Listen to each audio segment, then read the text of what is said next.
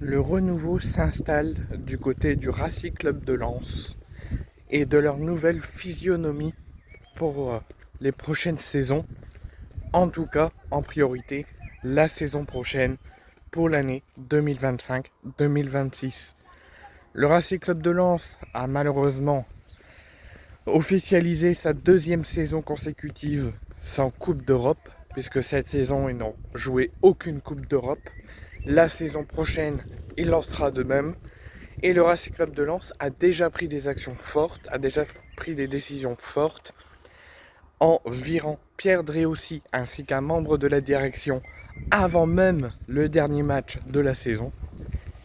Et ensuite, il y a eu, à l'issue de la saison, Wistil, le lendemain, qui a décidé de plier bagages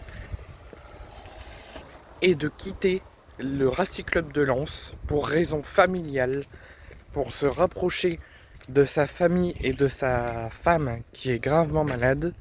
Et même pas 15 jours après son départ en Angleterre, il s'est engagé du côté de Southampton, le club qui vient de finir dernier de Première League et qui sera relégué en Championship.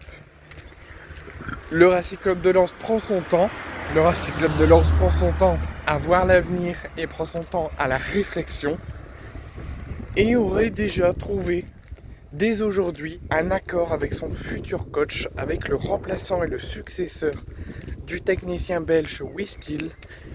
Et il serait un ancien de Ligue 1, un ancien entraîneur de notre cher championnat de France, un ancien entraîneur de l'Olympique Lyonnais, qui a été d'abord en intérim, qui a ensuite passé son diplôme d'entraîneur et qui a pu finir correctement une année consécutive à Lyon.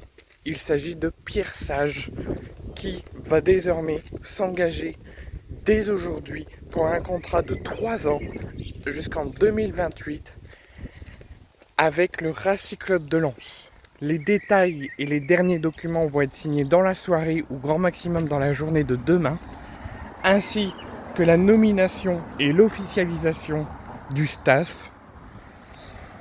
Et on devrait d'ici 1 à 2 jours grand maximum, je vous donne 1 à 2 jours grand maximum pour officialiser le nouveau coach du Racing Club de Lens. Il s'agit donc de Pierre Sage.